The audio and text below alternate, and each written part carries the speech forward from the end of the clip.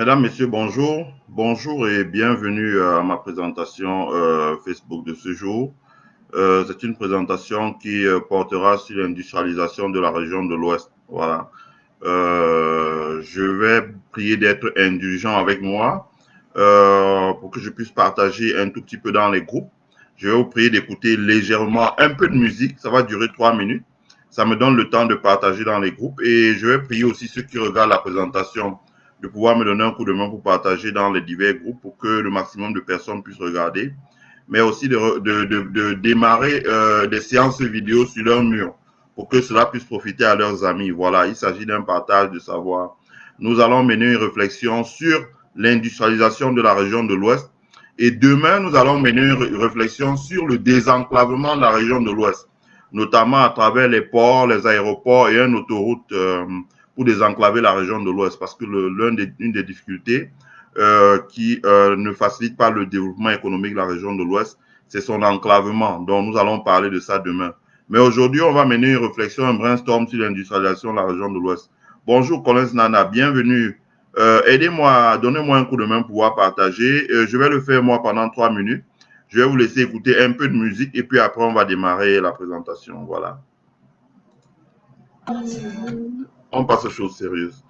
Bonjour à tous, bonjour, bienvenue dans cette présentation. Je remercie tous ceux qui se joignent à nous pour suivre cette présentation qui est intitulée l'industrialisation de la région de l'Ouest. C'est une présentation qui sera en replay sur le mur de JMTV, sur la chaîne YouTube de JMTV, vous êtes habitués, mais également sur le site web de JMTV+, Jackie Moifo. Donc le site web c'est jmtvplus.com. Voilà, vous pouvez regarder le live sur le mur, sur le compte YouTube, mais également sur le site internet. Je remercie tous ceux qui ont choisi de se joindre à nous pour poursuivre la réflexion sur l'industrialisation de la région de l'Ouest. Vous le savez, nous l'avions commencé avant et ce n'est pas une présentation polémique, c'est une présentation pédagogique, c'est une présentation instructive pour expliquer au commun des Camerounais ceux qui n'ont pas souvent l'occasion de lire dans les journaux, ceux qui n'ont pas souvent l'occasion de regarder à la télévision et ceux qui n'ont pas l'occasion souvent d'entendre à la radio, souvent à l'époque. Moi, quand j'étais au Cameroun, Duval Fangwa faisait de très bonnes émissions le dimanche après-midi à la radio. Je ne sais pas s'il fait toujours les mêmes parce que j'ai plus l'occasion de suivre Equinox Radio. Mais les Camerounais n'ont pas souvent l'occasion. Moi aussi, je suis un habitué des médias, mais j'entends pas souvent certaines choses. Bon. Maintenant, nous avons choisi, comme j'avais dit la dernière fois, de mener une réflexion sur le développement global de la région de l'Ouest, parce que c'est notre région d'origine. Mais elle aussi, elle fait partie du territoire camerounais, donc ça peut permettre de créer un benchmark qui peut être reproduit, qu'on peut reproduire ailleurs pour développer d'autres régions du Cameroun. Nous en avons 10, la région de l'extrême nord, la région du nord, la région de la Damawa, la région de l'Est, la région de l'Ouest, la région du nord-ouest, la région du sud-ouest, la région du littoral, la région du centre et la région du sud. Donc, le Cameroun a 10 régions. Donc, chacune de ces régions est appelée à se développer, surtout avec le transfert de compétences qui se fera soit par la décentralisation, soit par la régionalisation, et nous espérons un jour par le fédéralisme. J'ai choisi de parler de l'industrie parce que à la suite du live que j'avais fait la dernière fois dans l'affaire de Neo Industrie, j'ai choisi de faire cette présentation pour que les gens puissent comprendre en fait pourquoi est-ce que j'avais choisi d'apporter mon soutien à Neo Industrie. Vous savez, mes chers frères, sans raconter ma vie, très tôt, quand j'étais étudiant en France, dans mes 17 ans, 18 ans, mon livre de chevet, c'était un ouvrage écrit par un entrepreneur camerounais, un industriel et un financier camerounais qui s'appelle Pofo Kamkamoni. Il a écrit un livre qui s'intitule L'entrepreneur africain face au défi d'exister. Je l'ai lu et relu, je ne sais pas combien de fois. L'entrepreneur africain face au défi d'exister. Et bon, il n'est pas entré trop dans les détails, mais quand on lit le livre, on comprend la difficulté de l'entrepreneur africain au pouvoir investir. Et donc, je l'avais lu déjà à l'époque, je l'avais comme livre de chevet. Donc, j'ai toujours gardé à l'esprit les difficultés de l'entrepreneur africain. Et moi, je me suis frotté au monde de l'entrepreneuriat au Cameroun et je sais combien dans un environnement comme le nôtre, où il n'y a pas les filets sociaux, où il y a plein de problèmes, c'est vraiment difficile d'investir, d'entreprendre au Cameroun. Donc. Et dans ce contexte-là, nous devons réaliser l'industrialisation de notre pays. Donc, lorsqu'un un capitaine d'industrie est en difficulté, aujourd'hui, de la place de choix, grâce à Dieu, où je me trouve aux États-Unis, où je suis au contact avec les plus grands industriels, je comprends l'avantage qu'ils ont ici et que nous n'avons pas dans notre pays. Et je mesure la peine d'un capitaine d'industrie quand il veut travailler au pays. Surtout quand il monte une usine fraîchement neuve, qui doit amortir les équipements, qui doit rembourser les crédits bancaires, les crédits bail, etc., les fournisseurs étrangers, et qu'il voit qu'à l'horizon 4 à 5 ans, il risque d'être en pénurie, il risque d'avoir des grosses difficultés pour approvisionner son usine, donc il lui faut anticiper. Et quand il fait face à des embûches sur son chemin, c'est extrêmement difficile. Ça doit être très stressant, ça doit être dur à vivre, parce que l'entreprise est un bien collectif, il faut la tenir debout, il faut la renflouer. Donc, la nécessité aussi de faire, la nécessité pour nous autres, qui sont dans le métier de la finance et du conseil aux entreprises, de faire des présentations comme celle-ci. Bonjour mon tonton Jean-Claude Awamba, bonjour. Bonjour Geneviève Makapim, bonjour chère maman. Bonjour Pierre Fomé-Tendjomo.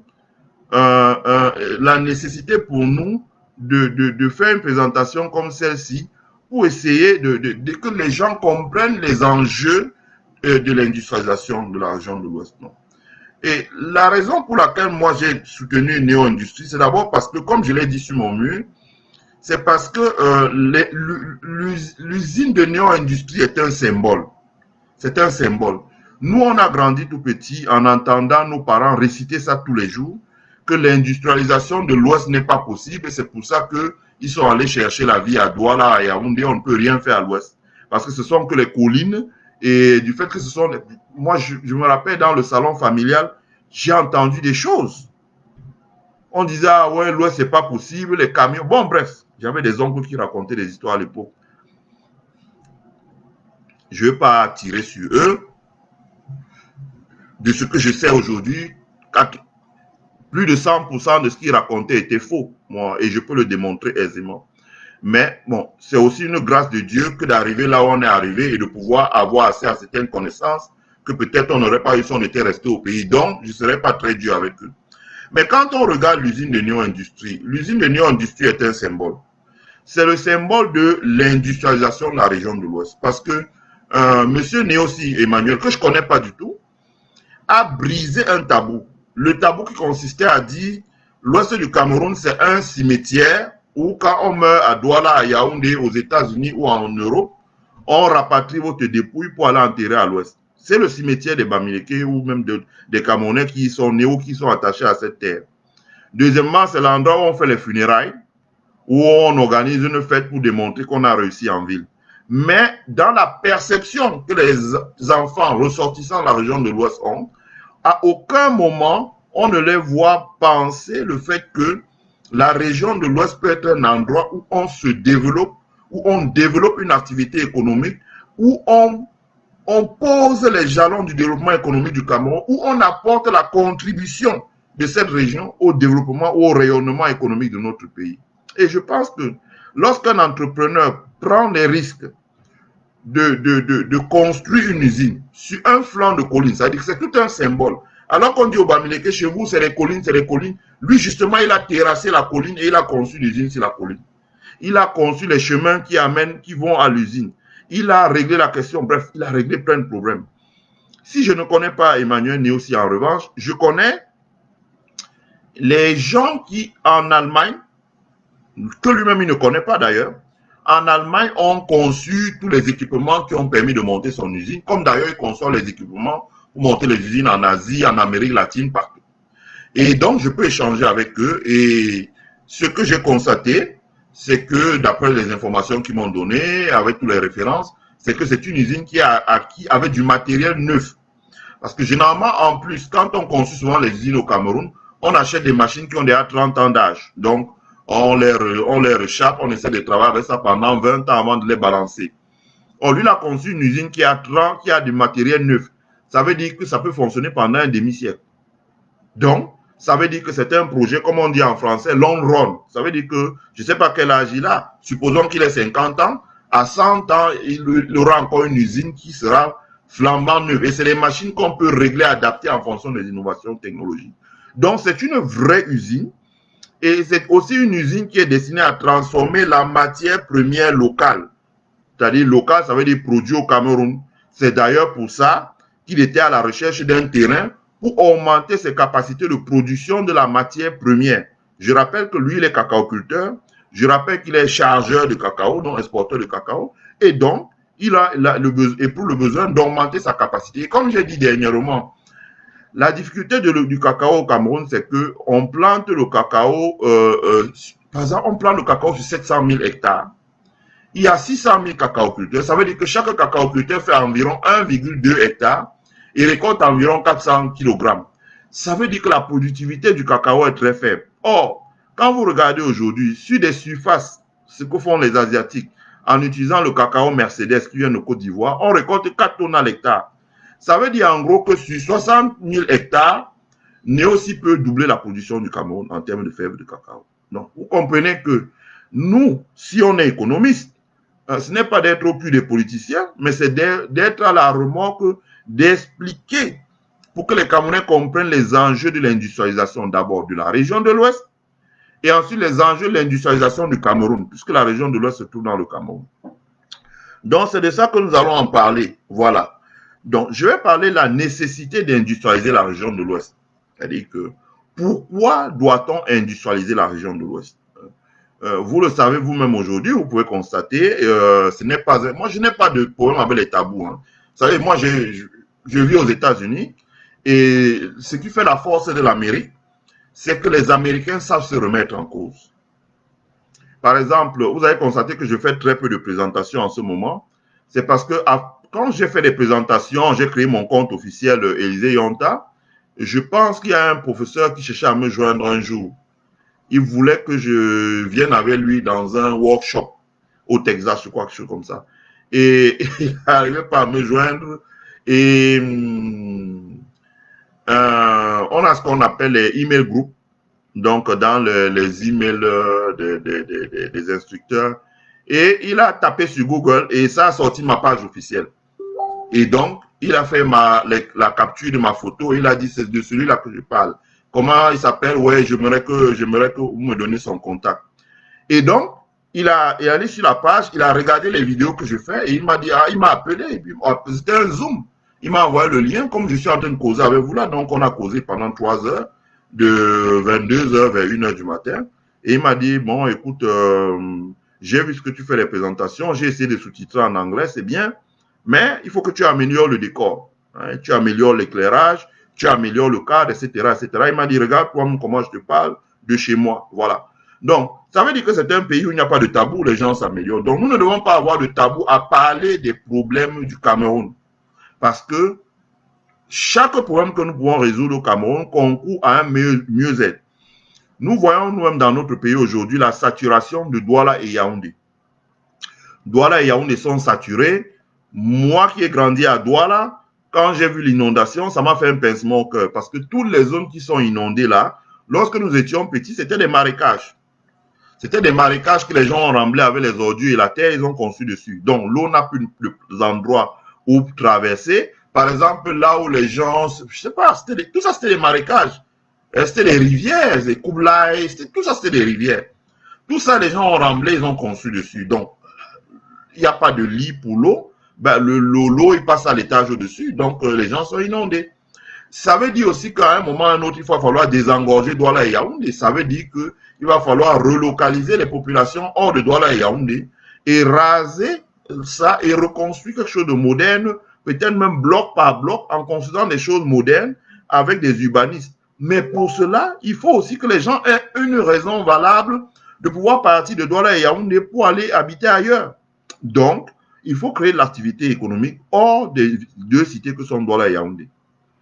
Et l'un des endroits pour nous autres, parce que le contingent en provenance ou natif de la région de l'Ouest constituent la majorité des personnes qui ont immigré pour aller s'installer dans les régions du centre, notamment dans la ville de Yaoundé, Mbalmayo à l'époque de la fièvre du cacao, mais aussi dans les cités de Douala, parce que la cité de Douala est la capitale économique, elle est adossée à un port, et la cité de Yaoundé est la capitale politique. Il faut changer de paradigme. La décentralisation ou le fédéralisme ou la régionalisation annoncée permettront de changer de paradigme. Donc, on doit se préparer à changer de paradigme.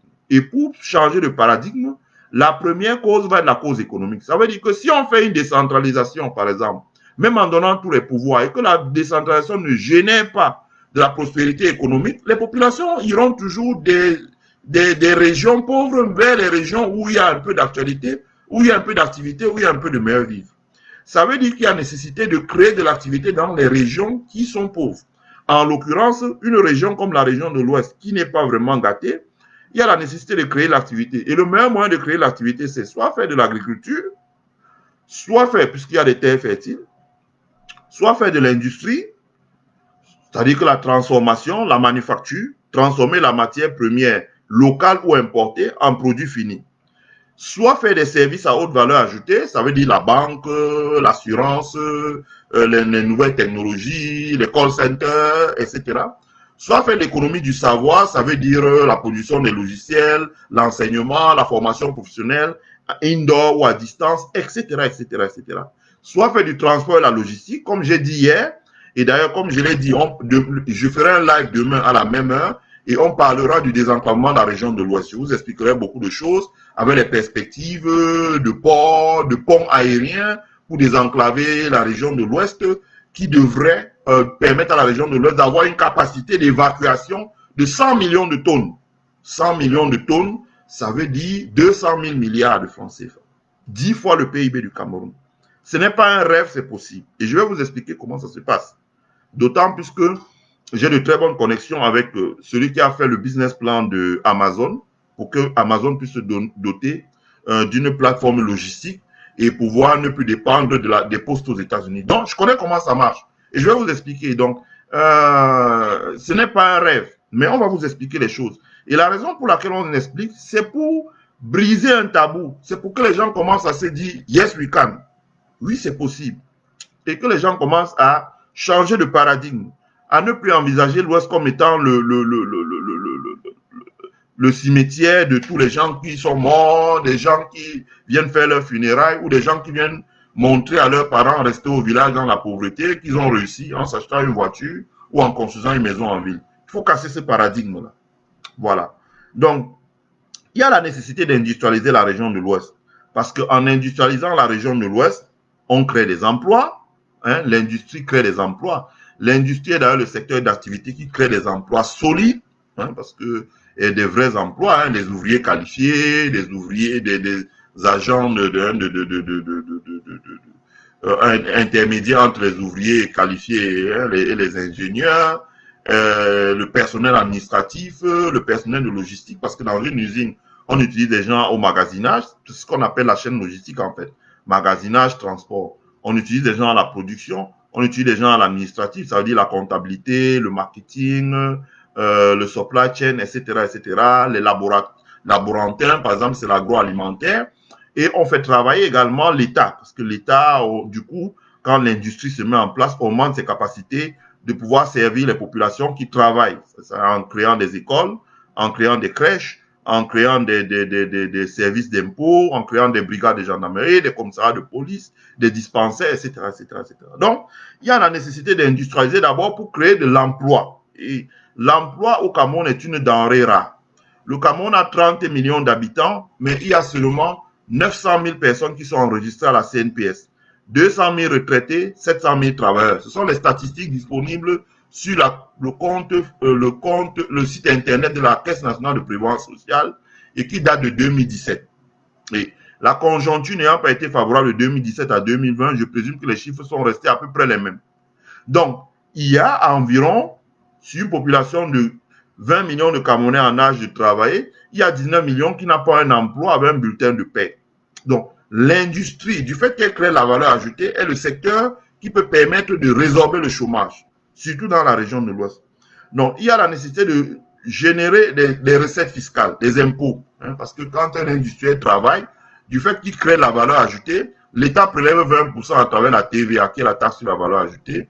Et l'État prélève l'impôt sur le revenu, l'État prélève l'impôt sur les dividendes, si on a distribué, l'État prélève divers taxes, l'enregistrement, l'impôt sur les... Bref, un peu tout. Ce qui fait qu'à peu près un tiers de ces recettes vont dans les caisses du chiffre d'affaires généré, vont dans les caisses de l'État sous forme d'impôts et taxes. Hein, parce que les deux, c'est pas pareil. La TVA, c'est une taxe. L'impôt sur les dividendes est un impôt. L'impôt sur les revenus est un impôt. Voilà, c'est pas pareil. Voilà. Donc, il y a les salaires distribués. Ça veut dire le revenu pour les travailleurs. Parce qu'avec les salaires distribués, les gens peuvent consommer. Ils peuvent acheter ils peuvent construire une maison. Ils peuvent prendre un crédit et rembourser avec leur salaire. Un crédit pour se construire. Un crédit pour acheter un véhicule. Un crédit pour s'équiper à la maison, etc., etc. Donc, il y a les salaires. Il y a aussi et surtout la relocation dans la région de l'Ouest des populations qui sont parties ou qui sont natives du coin, ou également la relocation des personnes qui viennent d'ailleurs et qui viendraient chercher aussi le bonheur dans la région de l'Ouest. Moi, je le dis souvent aux Bamileke, à mes frères Bamileke, ou des personnes qui sont natifs de la région de l'Ouest ou qui sont originaires. Il n'y a aucune fierté à dire j'ai réussi à Yaoundé, nous allons dominer Yaoundé, nous allons dominer Douala. Ça, c'est un discours vraiment qui n'a pas de sens.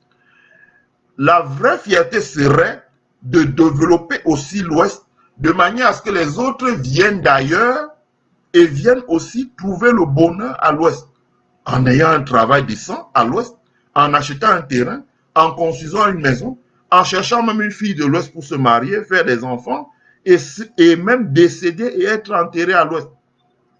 C'est ce que les Américains appellent l'équitable répartition des rôles dans les rôles sociétaux. Équitable, je traduis en français, équitable répartition des rôles sociétaux.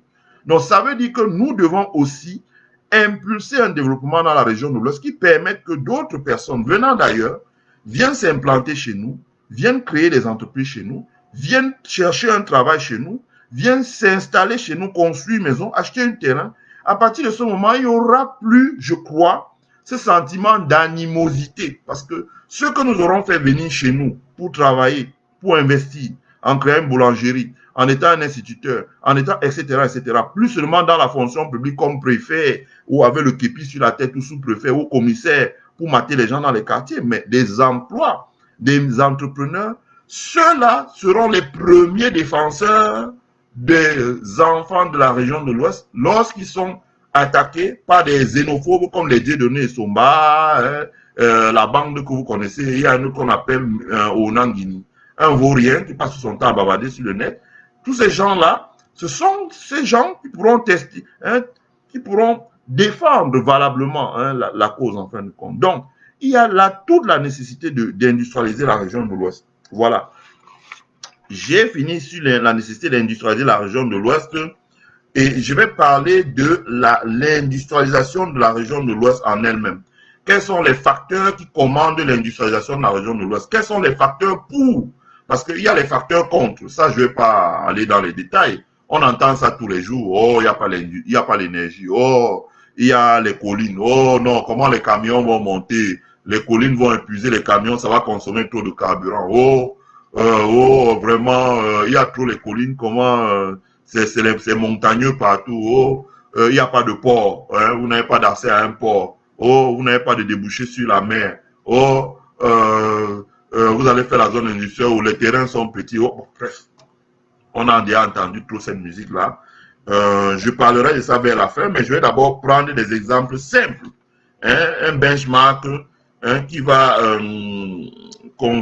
permettre aux gens dans la région de l'Ouest de bien comprendre de quoi on parle. Avant ça, je vais lire un peu les réactions des contributeurs. Voleur de chèvres dit Franck Diaga, dont une des propositions du chassement au Cameroun est l'industrialisation de l'Ouest.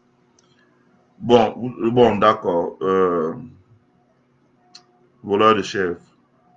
Je ne vais pas m'attarder sur ton commentaire là. Bon. David Camargo dit l'implantation de néo-industrie à Kekem Ouest répond plus à une proximité à la matière première qu'à un désir d'investir à l'Ouest. Au Cameroun, la localité de Sancho et la vallée d'Intem sont des grands bassins. Je ne suis pas d'accord, David Kamango. Je ne suis pas d'accord. Je ne suis vraiment pas d'accord avec ce que tu dis parce que pour pouvoir répondre à ta question, je pense qu'il faut te rapprocher de ceux qui ont travaillé, notamment les architectes, les ingénieurs qui ont travaillé à la construction de l'usine Néo Industrie. Si c'était la volonté de se rapprocher de la matière première, qu'est-ce qu'il irait faire dans la vallée d'une thème pour rechercher la matière première? Je ne le pense pas du tout. Je pense qu'il y avait une volonté vraiment d'investir dans la région de l'Ouest. Et ce n'est pas le premier. Je pense qu'il y a d'abord eu, avant lui, il y a eu Silieno Christophe, je ne vais pas entrer dans tous les détails, paix à son âme, qui avait tenté d'installer une industrie, d'ailleurs, toujours dans la ville de Kekem à l'époque. Et bien avant que Silieno Christophe, je peux me tromper, mais je pense qu'il y avait un monsieur aussi qui est décédé aujourd'hui, qui s'appelle monsieur Kechaya, qui voulait investir dans une usine de fabrication de chaussures dans la ville de Kekem. Donc, ce n'est pas la première fois que les enfants dans la ville de Kekem. Je pense que Néosi Emmanuel a réalisé peut-être ce que beaucoup d'autres avant lui avaient essayé, avec les embûches n'avaient pas pu, peut-être parce qu'il n'était pas bien conseillé à l'époque. Je ne vais pas entrer dans trop de détails. Par exemple, chez Buller aujourd'hui, il y a pas mal d'ingénieurs camerounais. Donc, quand on apporte un problème, ils s'efforcent de trouver des solutions techniques en travaillant, en produisant des solutions techniques. Surtout quand c'est une usine qu'on va construire à l'ouest. Qu'à l'époque, je peux mesurer la difficulté qu'avaient les Kechaya, les Silenou, surtout qu'on était exclusivement tourné vers la France. Et moi qui ai travaillé avec les industriels français, je connais comment ils se comportent. Quand vous arrivez, vous dites c'est ça. Quand vous dites non, s'il vous plaît, il dit non, c'est ça. Si vous ne voulez pas vous laisser, c'est ça, c'est ça, c'est ça.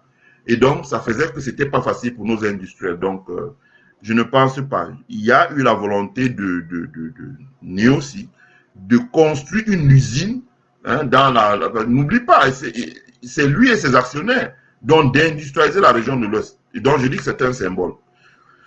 Geneviève Macapine dit délocalisation et relocalisation, absolument, mais il faut une réelle éducation de la population à ces concepts. Je suis d'accord avec toi, Geneviève Macapine. C'est d'ailleurs pour ça que nous faisons une présentation comme celle-ci, parce qu'il faut éduquer la population afin qu'ils comprennent bien de quoi on parle, délocalisation, relocalisation. J'expliquerai. Il s'agit là d'une relocation. La délocalisation, c'est, par exemple, je prends un exemple simple.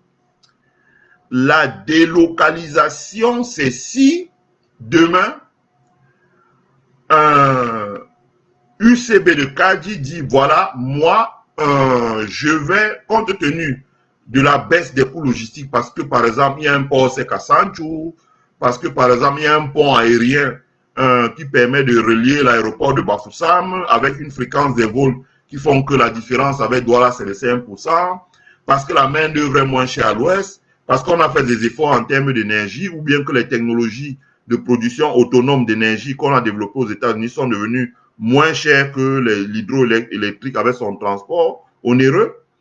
Si UCB, au vu de tout ça, réunit son conseil d'administration, on dit, bon, voilà, nous allons prendre la décision de déplacer notre usine à Douala-Bassa, où il est, pour l'amener à Bafang. À partir de ce moment, on parle de délocalisation. C'est-à-dire qu'on enlève de une location où c'était situé à Douala, Bassa, et on transfère à Kekem. Voilà. Relocation, c'est différent. Relocation, ça veut dire que c'était déjà là, par exemple à Bafang. Supposons Père Kadi avait conçu à Bafang. Et parce qu'il y a une insurrection, il dit, bon, voilà, j'enlève mon usine à Bafang, je la transporte à Douala. Bon. Et maintenant, la situation devient favorable. Il dit, bon, je la ramène à Bafang. Donc, il y a une relocation. Relocation, c'est ce qui était d'abord là, qui est parti et qui revient. Et c'est pour ça que dans le cadre du mouvement des populations de l'Ouest, j'ai parlé de relocation. Relocation, parce que les populations de la région de l'Ouest, beaucoup sont nées, et puis il n'y a pas d'emploi. Je ne sais pas, moi je suis de Bouddha, ou enfin d'une parenté de Bouddha. Je vois qu'il n'y a pas d'emploi à l'Ouest. Qu'est-ce qu'il y a comme industrie par exemple à Bouddha? À l'entrée de la ville, il y a un entrepreneur, monsieur Melon Simon, qui a ouvert une usine, mais les équipements étaient tellement vieux, moi quand j'ai eu cette usine, que je me suis demandé ça peut tourner 5 ans. Bon, je ne vais pas entrer dans le dossier, mais il s'est fait avoir. Mais Et qu'est-ce qu'il a fait? L'usine a fermé. Il n'y a pas d'industrie. Les boulangeries, ce n'est pas les industries. La moto, ce n'est pas les industries. Le Benskin, ce n'est pas les industries. Un enfant qui fait l'UT de Banjul, qui est originaire de Bouddha, il va trouver le travail où? Avec un UT génie électrique à Bouddha. Donc, il part. Mais si demain, on met une zone industrielle de 50 hectares à Bouddha et que cette zone industrielle attire 10 grosses usines qui emploient chacun 800 personnes, crée 4000 emplois. Si cet enfant vient chercher le travail et qu'on l'embauche, on parle d'une relocation. Ce qu'il était, il est parti et il revient, ça s'appelle une relocation. J'espère que j'ai bien expliqué les concepts, Madame Geneviève Makapi. Voilà. Bambe Wantep dit, pourquoi dis-tu que l'Ouest n'est pas gâté alors que les terres y sont fertiles? Non, j'ai pas dit que moi, j'ai pas dit que l'Ouest n'est pas gâté. Je dis la perception qu'on a. Même les ressortissants de l'Ouest, même nos grandes élites, quand tu discutes avec eux, j'ai l'occasion d'échanger avec tous nos grandes élites. Quand tu discutes avec eux, tu les entends dire ça. Tu es parfois écœuré de les entendre dire ça. Oh non, on n'est pas gâté, on a les collines, on a ceci. Non, ils ont tout faux. Je me demande s'ils ont déjà visité les pays comme le Chili. Il faut aller visiter les pays comme le Chili. L'Ouest n'est même pas accidenté. Le Chili, c'est la mort. Hein? Moi, je suis déjà allé là-bas. Quand l'avion décolle, mais vraiment, tu as les couilles, tu as les couilles mortes. Parce que tu te demandes entre slalomer dans les collines, là, si ça va passer casser la gueule. Et puis parfois, ça traverse la cordillère des Andes. C'est chaud. Donc, nous, l'Ouest n'est pas vraiment accidenté. Donc, ce sont des idées reçues. Et puis, bon, ce sont des idées qu'ils ont aussi reçues de l'administration coloniale. Donc, je peux m'attarder dessus. Geneviève Macapin dit, rien n'est impossible. L'Ouest ne peut pas être un cimetière à ciel ouvert. Grande conférence et leçon, mon fils de Manfo. Merci. Nous avons besoin de nouveaux paradigmes et les instruments et les cerveaux, ils sont. Tout à fait, Geneviève Macapin. Pierre Formé Tendjomo dit, bonjour, grand combattant de la libération. Merci infiniment. Merci, cher frère. Geneviève Macapin dit, voici les directs concrets à partager. Merci. Energia Eolica. Ouais, énergie éolienne, elle veut dire. Ouais. Nous pouvons faire un port sec à l'ouest. Tout à fait, Madeleine Jononzo. Un fin boy, le stoïcien, dit bonjour, bonjour, bonsoir, cher frère. Del Bianco Franco dit, le sud-ouest est un grand bassin de la production du cacao au Cameroun. En effet. Geneviève Macapin dit, énergie éolienne et solaire, l'ouest peut très bien la fournir. Je suis parfaitement d'accord avec toi, Geneviève Macapin. Franck Motebo dit, que dis-tu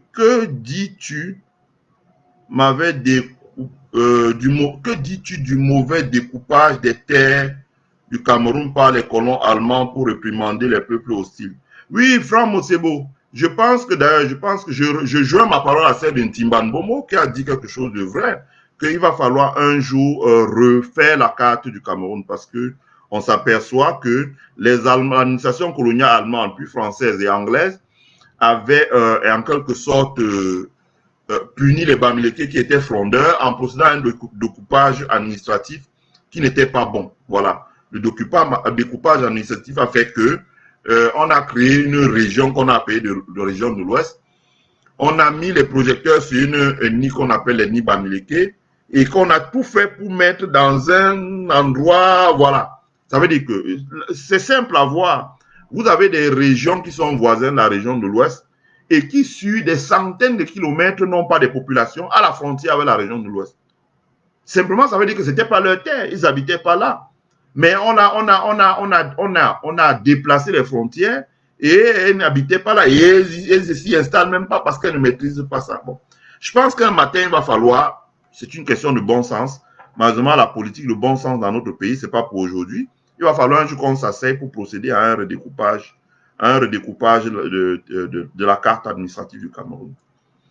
Edmond Hilaire Barézy Franco dit, Nio allait chercher quoi chez les haineux? J'ai le champ de ma grand-mère qui n'est pas loin de Kekem et qui a abandonné. Il peut prendre sa cadeau. Edmond Barézy Franco, en effet, pour ça je dis qu'il faut changer de paradigme à un moment parce que quand on regarde bien, j'ai fait les calculs, seulement dans le Onkam, où le département du Onkam, où Nio est issu, il pouvait avoir la moitié des 26 000 hectares de terre querellée qu'il est allé chercher dans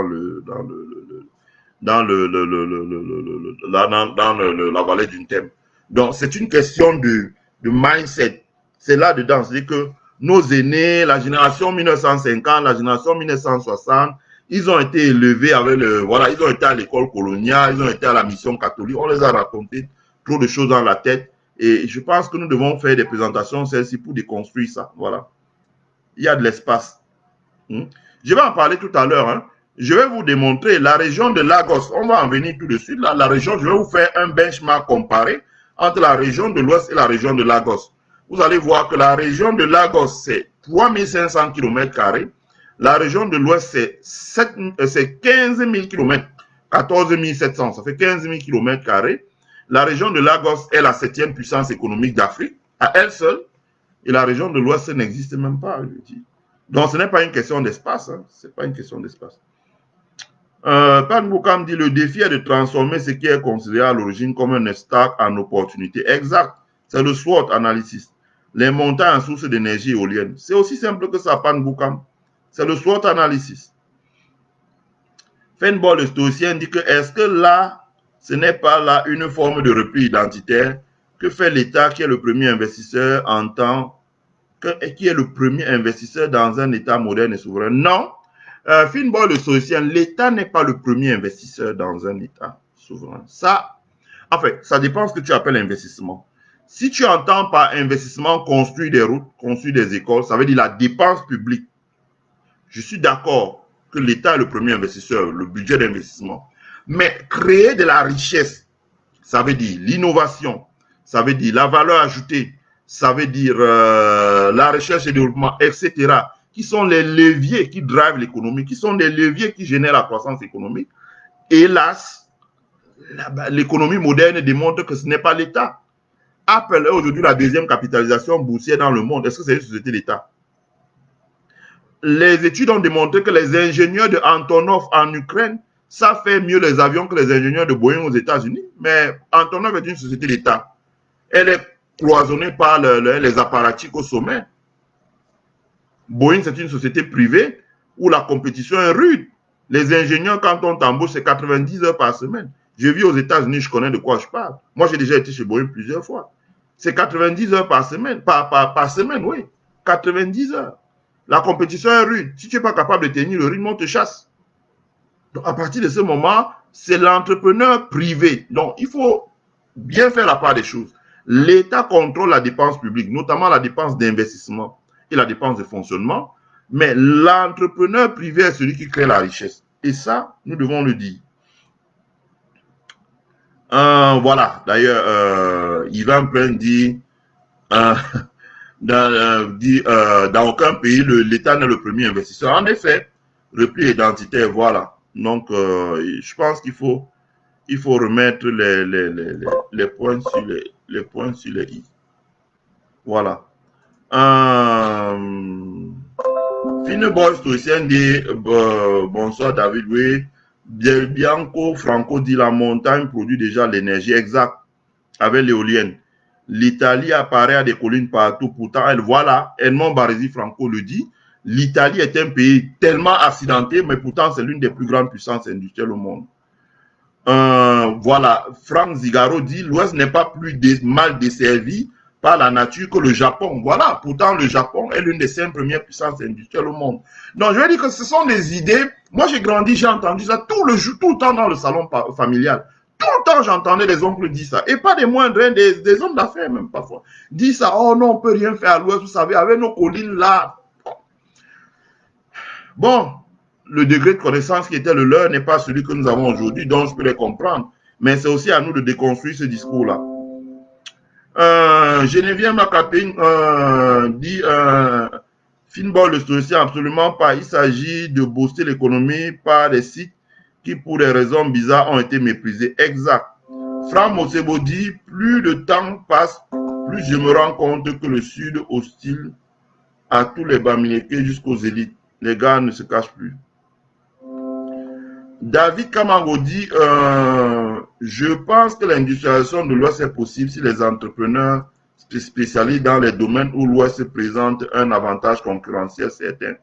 Par exemple, la production des œufs dont le climat est favorable, la réussite de l'empire de Nochongwe en est un exemple. Dami Kamango, tu as raison. C'est ce qu'on appelle un avantage compétitif. Voilà. Il y a aussi les avantages comparatifs. Mais je ne m'attarderai pas, je m'attarde sur les avantages compétitifs. La région de l'Ouest a des avantages compétitifs et elle doit s'appuyer d'ailleurs. Quand on veut faire de l'industrie, quand on veut développer un territoire, on s'appuie sur les avantages compétitifs que possède ce territoire pour le développer. Donc, l'Ouest a certains avantages compétitifs. On ne va pas les énumérer ici tous. Je suis de ton avis que la région de l'Ouest, les entrepreneurs doivent se focaliser sur les avantages compétitifs. Voilà. Monsieur Jean-Claude Awamba dit l'énergie et les voies de communication sont les préalables vraiment indispensables. Vivement que la route de désenclavement du bassin agricole de l'Ouest soit réalisée et je suis sûr que les gens ne se feront pas prier. Tout à fait, Jean-Claude Awamba. J'aimerais dire quelque chose dessus. C'est que en ce qui concerne l'énergie, il faut qu'on explique aux gens de l'Ouest aujourd'hui que, bon, je sais que les gens ne connaissent pas. Je vais essayer de faire un effort de retrouver, de compiler certaines vidéos, même une dizaine, et de les poster sur ma page Élisée Yonta et les gens pourront les regarder. Aujourd'hui, le problème, c'est que quand on poste ce genre de choses, ça n'intéresse pas vraiment les gens. C'est-à-dire qu'on voit, on dit, ah bon, quand je poste, je mets ça en live, première diffusion, il y a peut-être 9 personnes connectées et on voit qu'il y a peut-être 600 personnes qui ont regardé. Alors qu'en fait, c'est là où il y a l'information capitale. La question de l'énergie aujourd'hui est un dernier problème. Parce que quand vous regardez par exemple aux États-Unis, les leviers de la croissance économique à venir aux États-Unis, c'est quoi?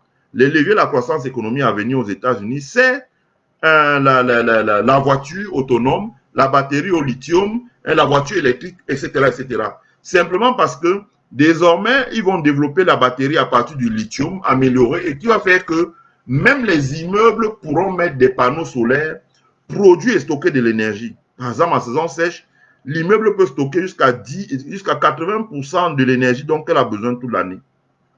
On va commencer à stocker de l'électricité, ce qu'on ne faisait pas avant. Donc, ça veut dire que demain, le discours qui consistait à dire, ah, il faut, parce que quand on regarde, l'énergie hydroélectrique aussi coûte cher. Parce qu'il faut construire un barrage, il faut produire l'électricité et il faut transporter avec des câbles.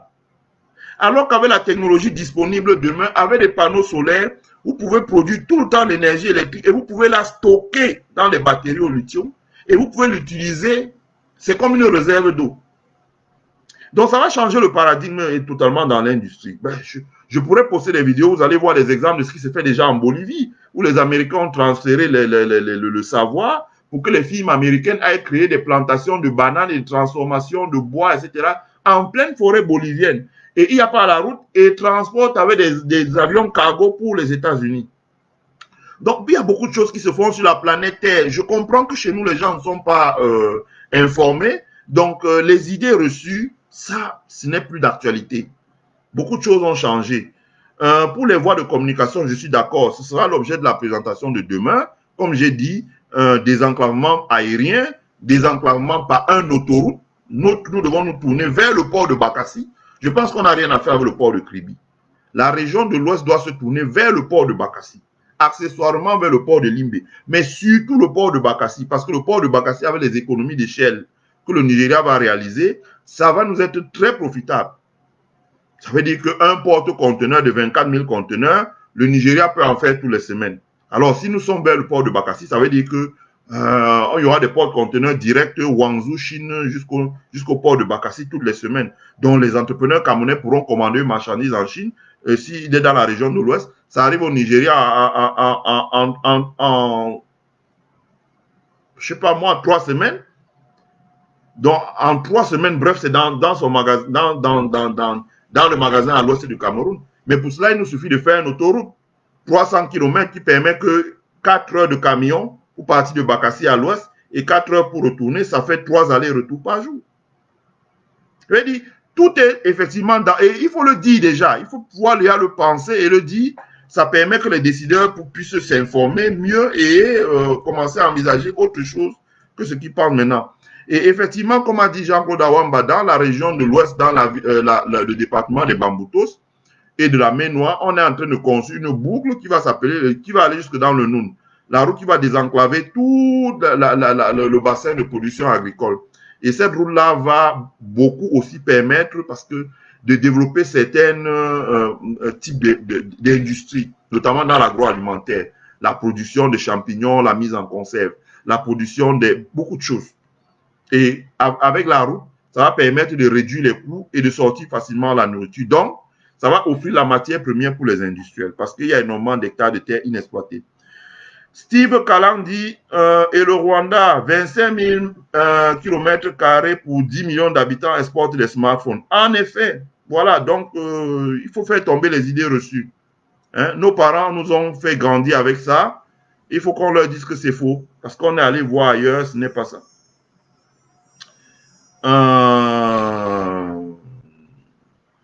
Franck Motebo dit, je ne pense pas que ça serait une bonne idée de déplacer les industries à l'ouest.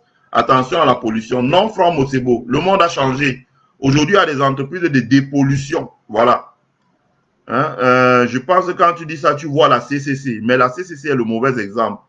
Et bon, comme Fadil est protégé par ses amis politiques, tu vas mettre ça... Oh, voilà. Bonsoir, monsieur. Ça fait longtemps que je n'ai pas vu vos directs. Maggie Evina Edjoa. Bonjour, ma chère sœur. Eric Ngameni dit le climat de l'Ouest est propice pour la culture des pommes de terre et des légumes. Elle est même propice pour l'assemblage des téléphones portables, tu vois. Franck Zigaro dit il faut un aéroport international à l'Ouest pour commencer. Bon, on en reparlera. Je vais continuer avec l'industrialisation de la région de l'Ouest. L'industrialisation de la région de l'Ouest. Voilà. Donc, quand on me dit, oh, l'industrie dans l'Ouest, ce n'est pas possible.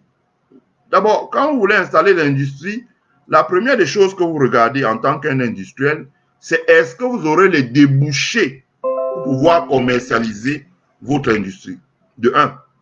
Est-ce que vous aurez la ressource humaine, c'est-à-dire attirer les travailleurs dans un environnement proche.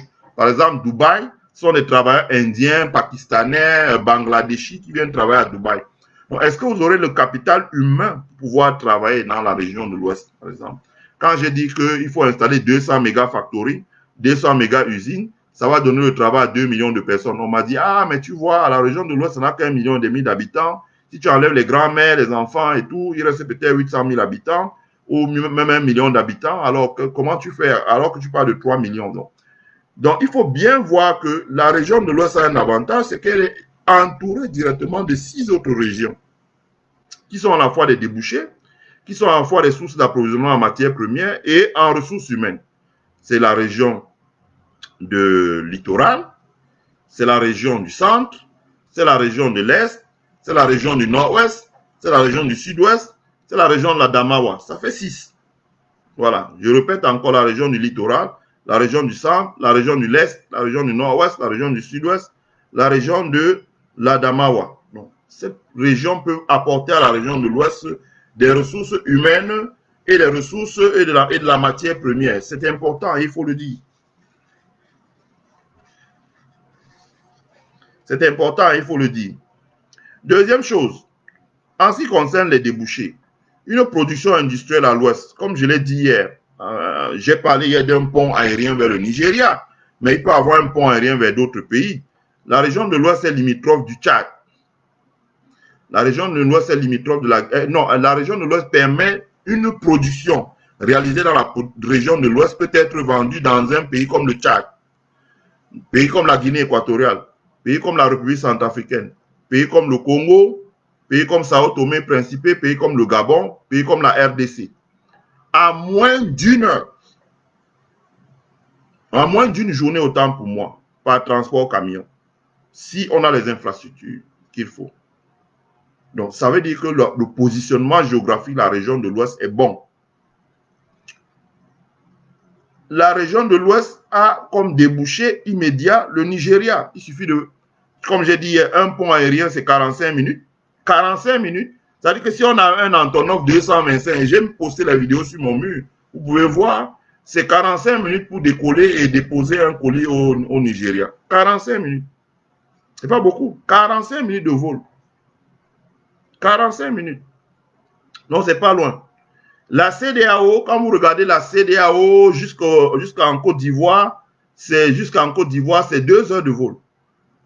Jusqu'à Abidjan. Et jusqu'à Dakar au Sénégal, c'est 2h30. Donc, ça veut dire qu'on est vraiment dans un mouchoir. Ça veut dire que c'est même bien moins loin que, par exemple, quitter Chicago, l'Illinois, et là, et aller en Californie. Donc, ça veut dire qu'on est dans un mouchoir. On est dans un mouchoir. La région de l'Ouest a la capacité de desservir le Sahel. Quand je dis le Sahel, c'est le Soudan, c'est le Niger, c'est le Mali, etc., etc., via la Damawa, le nord et l'extrême nord du Cameroun. Donc, c'est une région qui est bien placée. Donc, l'idée selon laquelle, oui, parce que on disait tout à l'heure, oui, mais elle est petite. La Suisse, par exemple, est petite. La Belgique est petite.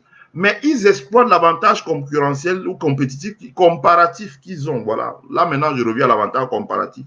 Ils exploitent l'avantage comparatif qu'ils ont en disant, nous sommes au cœur de l'Europe. La Belgique, par exemple, dit, je suis au cœur de l'Europe. Donc, toute l'industrie, le transport, la logistique, tout passe par la Suisse.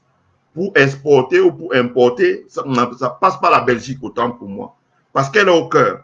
De la même manière, quand on regarde chez nous, on dit la région du centre, mais en fait, le centre, même c'est l'ouest. Parce qu'il est au centre, il est entouré de l'ouest, il est entouré du nord-ouest, il est entouré du sud-ouest, il est entouré du littoral, il est entouré du centre, de l'est, la Damawa, et à 45 minutes, à vol d'avion, il a tout le géant Nigeria de 200 millions à côté. Donc, il est au centre. À partir de ce moment, il a un avantage comparatif qu'il doit exploiter pour pouvoir développer son industrie ou attirer les investisseurs qui veulent aller dans l'industrie. De la même manière que le fait la Suisse en Europe, qui dit voilà, nous sommes au cœur entre l'Allemagne, entre un certain nombre d'États, que le fait la Belgique, qui dit je suis au cœur entre la France, entre l'Allemagne, entre la Hollande, entre etc., etc., etc., etc. Voilà. Donc, c'est important de le dire. Ensuite, j'aimerais qu'on fasse une étude comparée pour que les Camerounais comprennent bien. Que je vais comparer l'état de Lagos au Nigeria à la région de l'Ouest au Cameroun. La superficie de l'état de Lagos au Nigeria, c'est 3500 km². La superficie de la région de l'Ouest, c'est 14 700 km². Ça veut dire que l'état de Lagos est 4 fois et demi plus petit que la région de l'Ouest. L'état de Lagos au Nigeria est 4 fois et demi plus petit que la région de l'Ouest. Le PIB de l'état de Lagos, c'est 160 milliards de dollars en 2019, ça veut dire 80 000 milliards. Ça veut dire le PIB de l'état de Lagos, c'est 4 fois le PIB du Cameroun. Donc le PIB de l'état de Lagos dépasse le PIB de l'UEMOA. Le PIB de l'état de Lagos dépasse le PIB de la CEMA. Le PIB de Lagos, l'état de Lagos dépasse le PIB de l'état du Cameroun. Le PIB de l'état de Lagos à lui seul le place comme la septième puissance économique d'Afrique. Et seulement sur 3500 km². La région de l'Ouest a 15 000 km². Donc je ne sais pas si au moins on copie ce qui se fait dans l'état de Lagos, dans la région de l'Ouest, au moins, on pourra rattraper l'état de Lagos en faisant les 80 000 km². Ça veut dire 4 fois le PIB actuel du Cameroun. Et le PIB de la région de l'Ouest, c'est 2 milliards de dollars. Ça veut dire 1000 milliards. Nous sommes 1 divisé par 80 fois moins ou inférieur que l'état de Lagos. Donc, on n'existe pas. Et la raison est simple. L'état de Lagos est industrialisé. Les zones industrielles de Ikeja, Lagos, la grande zone industrielle de Ikeja. Et ils ont conçu une deuxième zone industrielle à Papa, comme vous entendez, à Papa Lagos. À Papa Lagos. Ikeja Lagos. Ce sont des grandes méga zones industrielles où il y a une concentration de grosses industries. On produit de l'huile de moteur, on produit des pièces détachées pour automobiles, on produit de tout, des vêtements, de tout. La nourriture, les détergents, de tout au Nigeria. C'est parce que la région de Lagos, le gouverneur de la région de Lagos a pris des mesures pour doter la région de Lagos de 2 grandes zones industrielles. Ensuite, d'un grand hub logistique, aéroportuaire, stockage. Donc, ils ont la maîtrise de la logistique, ils ont la maîtrise des zones industrielles, etc., etc., etc., etc.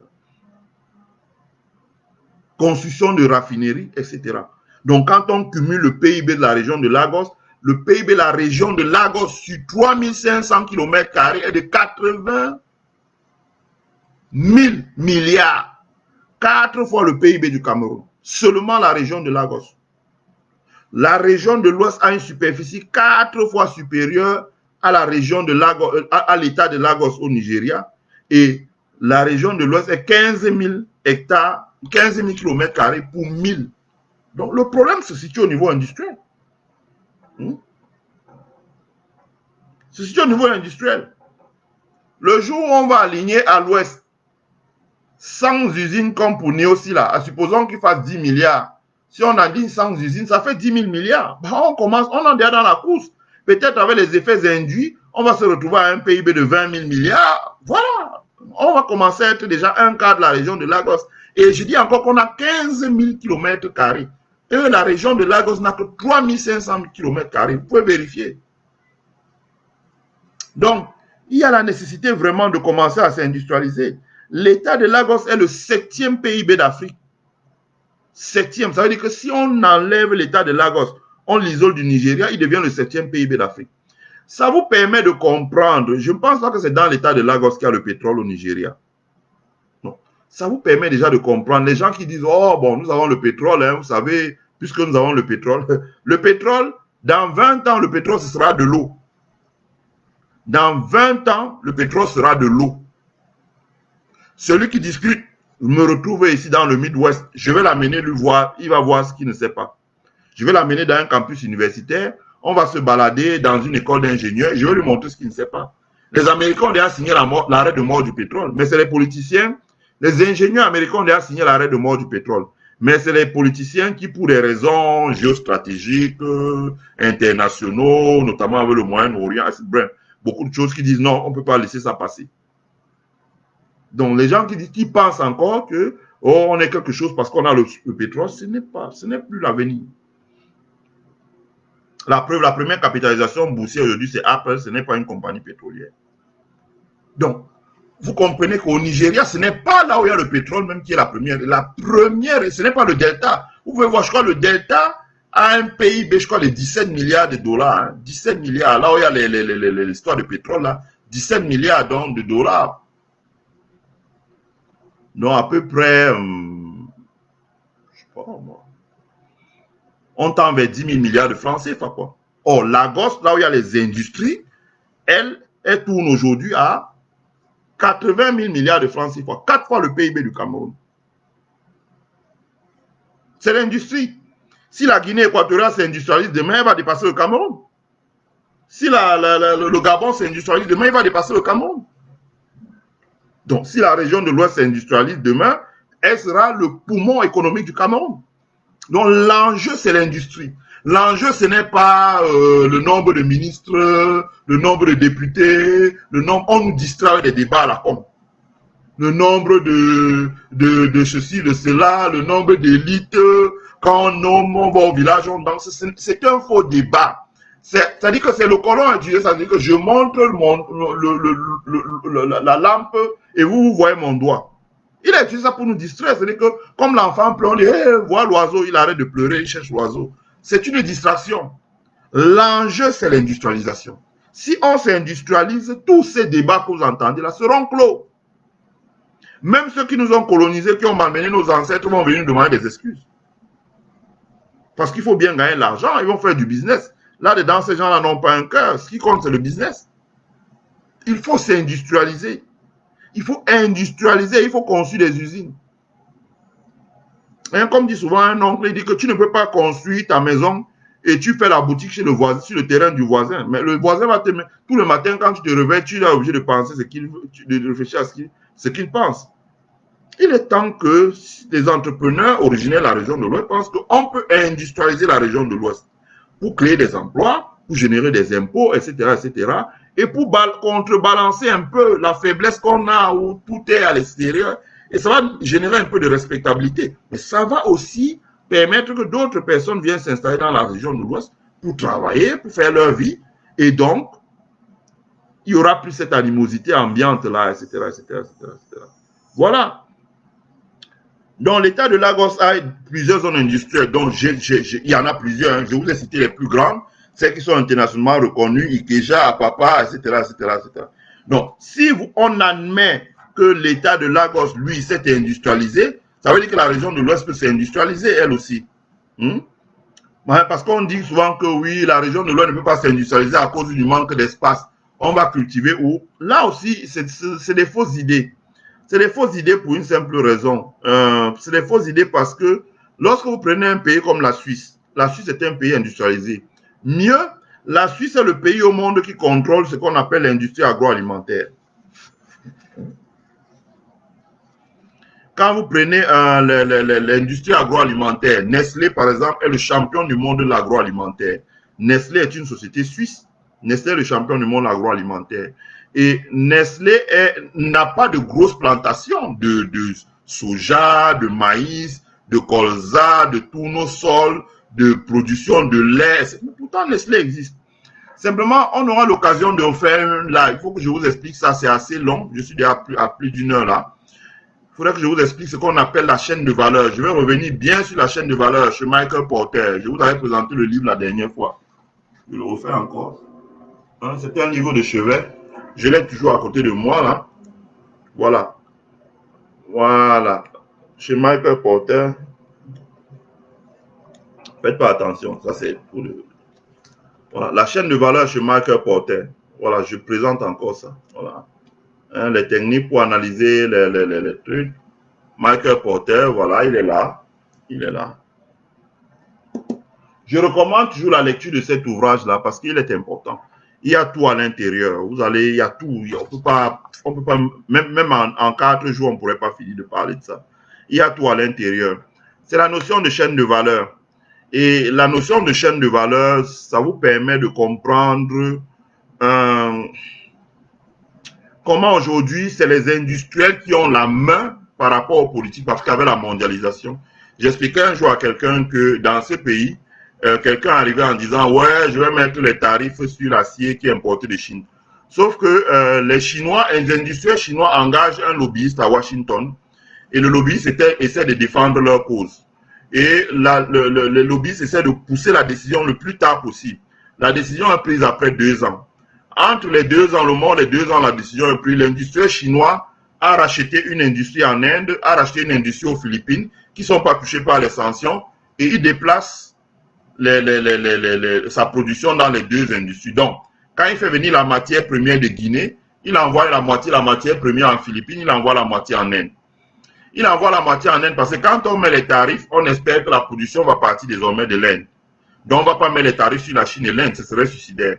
Et il déplace aux Philippines parce que le Philippines va accueillir une base militaire, donc on ne peut pas mettre les tarifs sur les Philippines. Résultat des courses, ce compte, on a taxé en Inde, en Chine à 25%, les usines les produisent en Inde et les renvoient sur le marché américain. Donc l'entreprise continue à faire des bénéfices et l'action en bourse monte. Ça s'appelle la maîtrise de la chaîne de valeur. Le politicien ne peut rien aujourd'hui contre la maîtrise de la chaîne de valeur. C'est les industriels qui ont ça en main parce que la globalisation de l'économie a changé le paradigme. Ça veut dire que si demain la région de l'Ouest veut s'industrialiser, pour faire une industrie, il faut les matières premières, il faut les équipements, il faut les ingénieurs, il faut l'énergie, il faut le capital, il faut, comply with the rules, c'est-à-dire que respecter la réglementation. Ça, c'est le domaine de l'État. Et pour le faire, les industriels aujourd'hui ont plus ou moins toutes les clés. Et l'État du Cameroun, parce que j'entends souvent les gens dire « Ouais, mais votre truc là, on peut envoyer le sous-préfet aller fermer. » Mais ça ne va pas durer longtemps. Ça ne va pas durer longtemps parce que quand on voit aujourd'hui, tous les dirigeants en Afrique ont perdu le sommeil parce qu'ils ont peur des révolutions comme vous avez vu au Mali, au Burkina. La raison est simple.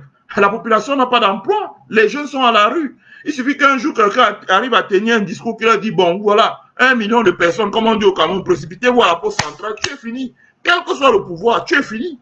Dès qu'ils se précipitent là, tu es terminé. » La raison, c'est qu'ils n'ont pas d'emploi. Parce que s'ils avaient un emploi, ils ne pourraient pas. Ici, aux États-Unis, c'est difficile de dire à 1 million de personnes de sortir dans les rues. S'il y a eu des manifestations, c'est parce qu'il y a eu le corona, dont les gens étaient confinés. Mais en temps normal, c'est d'ailleurs pour ça que l'autre refuse de reconduire les avantages. Parce qu'il se dit, tant que je conduis les avantages, les gens sont à la maison, donc ils peuvent sortir pour manifester. Donc, il y a nécessité de comprendre que les petits pays comme la Suisse se sont industrialisés parce que dans le contexte de mondialisation, les grandes firmes comme Nestlé maîtrisent la chaîne de valeur d'approvisionnement en eau, d'approvisionnement en matières premières, le lait, les céréales, etc., pour faire de l'industrie agroalimentaire, pour produire de l'eau, les sources d'eau, etc., etc., etc. Les sources d'eau. Donc, ça veut dire que la région de l'Ouest peut, et j'expliquerai ça plus tard dans un autre live qu'on va dédier exclusivement à la chaîne de valeur de chez Michael Porter ici. J'expliquerai au besoin. On va prendre un case study qu'il a fait ici dedans et on va essayer d'adapter ça au Cameroun pour prendre un ou deux exemples bien pour que les Camerounais comprennent de quoi il s'agit. Ça veut dire que si aujourd'hui quelqu'un veut installer une industrie à l'Ouest pour produire du savon de toilette, de l'huile et de la margarine, par exemple, comme il y avait Sok à Bouddha, non, à Bafoussam, savonnerie de l'Ouest Cameroun, c'est-à-dire il produit le savon en morceaux, là, il produit de l'huile, il produit de la margarine, il produit de la phinoline, donc pour faire la friture. S'il décide d'implanter une usine comme ça, bah, je veux dire que techniquement, il n'a pas besoin de dépendre que du Cameroun. Je prends un exemple, l'huile de palme coûte moins cher, 3 fois moins cher au Nigeria qu'au Cameroun. Donc en s'approvisionnant en l'huile de palme au Nigeria, il paye même moins cher qu'au Cameroun. Et il peut même trouver un système où il exporte, je sais pas moi, disons la cola au Nigeria, et il se fait payer en dollars, et il prend ces dollars et dépose au Nigeria complète avec ce qui vient du Cameroun pour payer le truc au Cameroun, pour payer, importer l'huile de palme au Cameroun. Donc il a la maîtrise de la chaîne de valeur. S'il veut la matière première qu'est l'huile de palme, il ne peut pas manquer. Et maintenant, si l'État dit, oh, je vais interdire l'importation de l'huile de palme, ben, ça fait flamber les prix à l'intérieur, ça pénalise les industries. Le jour où le pays sera bien dirigé, je veux dire que les industriels ont la maîtrise de la chaîne de valeur, d'une part. D'autre part, le commerce, le supply chain, comme on dit, et le transport et la logistique ont tellement évolué aujourd'hui et c'est tellement spécialisé que pour chaque chose, je ne sais pas, moi je peux importer pour 10 millions de dollars d'articles de Chine par an sans y mettre les pieds une fois là. Parce qu'il y a des entreprises qui travaillent, il y a des entreprises de sourcing, il y a des entreprises d'inspection. Tout est. D'ailleurs, même, elles font ça mieux que vous. Elles sont mieux outillées. Elles ont des bases de données. Donc, tout c'est spécialisé aujourd'hui. On peut même venir aux États-Unis, ici, là, faire planter du blé et l'acheter avec les montages financiers 4 ans à l'avance. Caler le coût, bref, il y a beaucoup de choses qu'on peut faire. Ça prendrait des heures pour expliquer tout ça. Hein. Donc, c'est pour vous dire que c'est parce que les pays comme la Suisse, j'expliquerai ça, on prendra le cas de Nestlé, je vous expliquerai beaucoup de choses, maîtrise la chaîne de valeur que la Suisse, bien qu'étant un petit pays perdu au cœur de l'Europe, est un pays industrialisé. De la même manière, la région de l'Ouest, qui a un certain nombre de choses à savoir, peut aussi s'industrialiser. Simplement, c'est important ce que je vais dire. J'attire l'attention sur les élites de l'Ouest. Parce que les élites de l'Ouest, c'est bien de faire des grands meetings là où vous allez remercier Paul Biya, vous mettez vos pains du RDPC parce que bon, vous allez consolider vos situations de ministre, de DG, de société, de machin. Bon, à the end of the day, le jour où vous décédez maintenant, vous voyez ce qui se passe. Quand vous allez dans les villages, on lance le caillou sur vos tombes, etc., etc., etc., etc. Non, c'est encore mieux de mettre un peu de moyens et de commencer à organiser des symposiums. La technologie aujourd'hui est favorable. Nous pouvons rester ici à Chicago et intervenir en faisant un Zoom, une présentation PowerPoint via Zoom, que vont regarder 100, 200 personnes. On n'a pas besoin de se déplacer au Cameroun. Et d'autres peuvent se déplacer au Cameroun pour faire animer des symposiums sur place.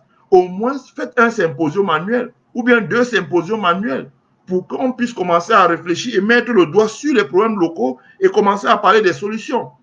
Créer un think tank comme font aux États-Unis. Moi, j'aime beaucoup Michael Bloomberg, qui est un grand patron, qui a fondé le groupe d'information économique Bloomberg, d'information financière Bloomberg, parce que lui, une partie des milliards qu'il gagne, il est réinvesti avec les George Soros, il est réinvesti dans des fondations qu'on appelle des think tanks, où des gens réfléchissent, sont payés pour réfléchir, et la réflexion est donnée gratuitement aux populations. Moi, je suis dans un think tank qu'on appelle Aspen Institute. Mais vous pouvez aller regarder, il y a Heritage Foundation, il y a Ouvera Somewhere, là, Broken Edu, il y a beaucoup d'autres. Donc, il est temps qu'on mette en place des think tanks, il est temps qu'on crée des symposiums où les gens puissent réfléchir sur des problèmes. Et à partir de ce moment, quand les gens vont venir parler, vous allez comprendre que les problèmes auxquels font face la région de l'Ouest, Ce sont des problèmes qui ont une solution, parce que les solutions existent déjà ailleurs. Simplement, il faudrait qu'on en parle pour que les gens comprennent de quoi il s'agit.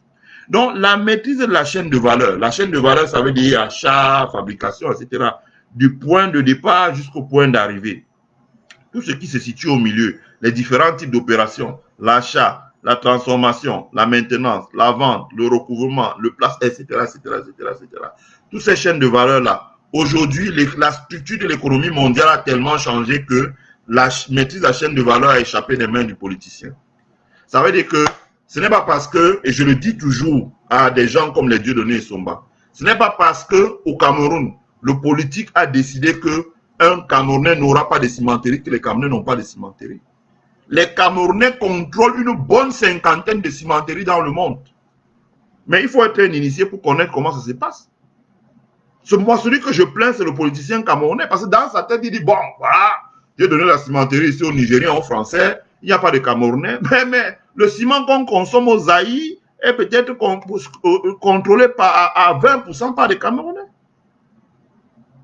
Le ciment qu'on consomme en Côte d'Ivoire est contrôlé par des Camerounais. Ils contrôlent les usines dans le monde. Ils savent comment manœuvrer, parce qu'ils contrôlent la chaîne de valeur. Donc, je prends quelques réactions et puis on revient sur les facteurs qui déterminent l'industrialisation. Eric Gameni dit il faut construire des chemins de fer partant de l'Ouest pour desservir toutes les autres régions du Cameroun voisins comme on l'a fait l'Allemagne. Oui, c'est vrai. Le chemin de fer, c'est vrai, c'est sensible le chemin de fer d'ailleurs. Parce que le chemin de fer est l'un des moyens de transport qui ne tient pas trop compte du poids. C'est-à-dire que le poids ne détériore pas beaucoup le chemin de fer, comme le poids, par exemple, détériore la route. Si, par exemple, une route a été conçue pour soutenir un camion de 100 tonnes, si vous mettez un de 200 tonnes, rapidement, la route s'affaisse. Eric Essiane, Roland Essiane dit, je pense qu'on doit identifier les besoins des populations de chaque région pour pouvoir apporter un développement, oui. Et Jeune Ngondi dit, you can build battery farm. Voilà, et Jeune Ngondi, la question de l'énergie a beaucoup changé aujourd'hui. La technologie est allée tellement loin que les barrages hydroélectriques, on ne parle même plus de ça ici. Fra Mosebo dit, je pense qu'il faut tourner des industries de cinéma comme Nollywood. Ça produit beaucoup de capitaux. Ouais.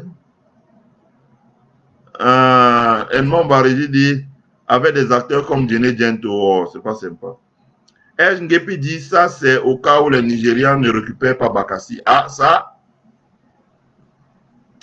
Vincent Kitio dit, il y a un grand potentiel en énergie éolienne sur la chaîne montagneuse de l'Ouest. Tout à fait.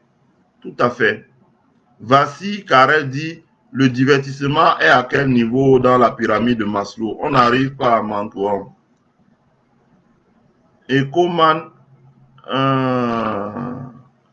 Ekoman Nemen dit, Ouest doit aussi miser sur le tourisme. Un festival de peu de Grassfield par an peut rapporter à lui seul plus de 5 milliards par an s'il est bien organisé. Il faut pour cela un aéroport international à Bafoussam. Tout à fait, très bonne idée. On en parlera demain. Si tu es connecté demain, il faut venir, on va en parler. On va en parler. On va parler de ça.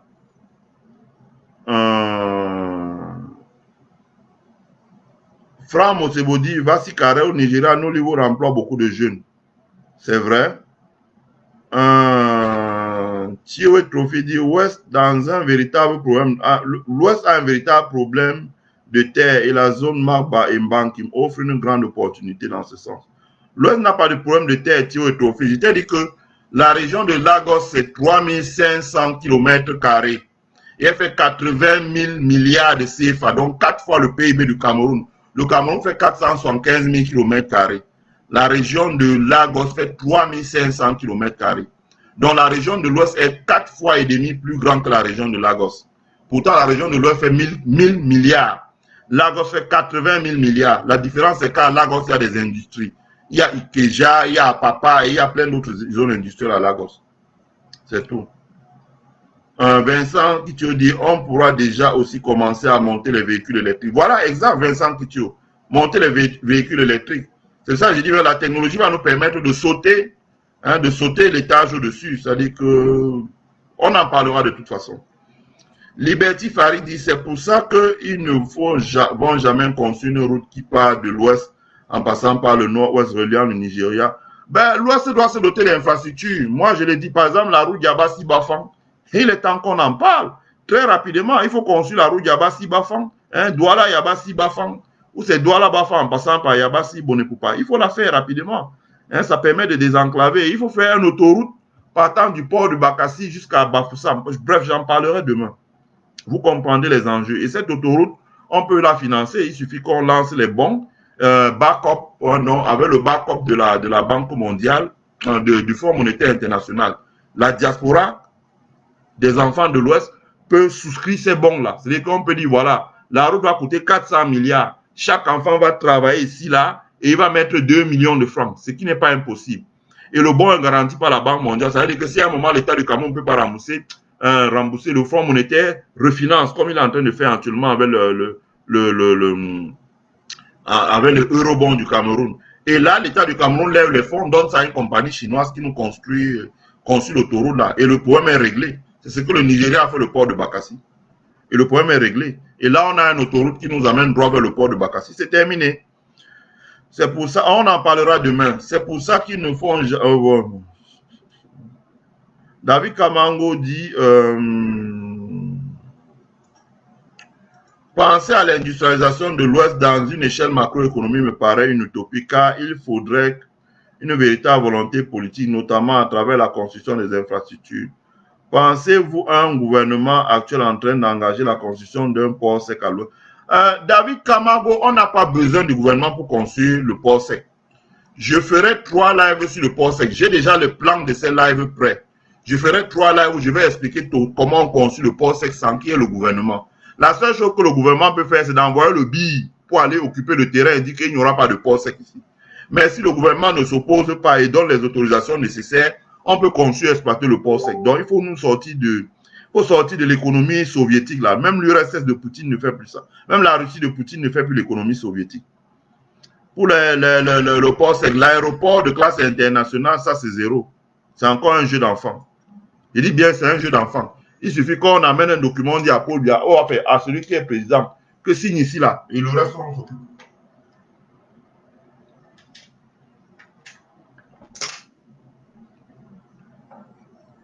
Edmond Parisi dit, tu penses qu'au Nigeria, ce n'est pas des amuseurs? Ils ont commencé quelque part, voilà, et leurs films se produisent en moins d'une semaine, voilà, donc il faut commencer. Mais Lagos a 20 millions, Lagos a 25 millions d'habitants, c'est plus. Donc Lagos a la population du Cameroun, arrive à loger la population du Cameroun sur 3500 km². Donc, il faut réfléchir, tout ça c'est une question d'urbanisation, etc., etc. Donc il faut faire tomber les idées reçues. Bonsoir, grand frère de Manfo. Je t'ai laissé les messages sur Messenger. Ok.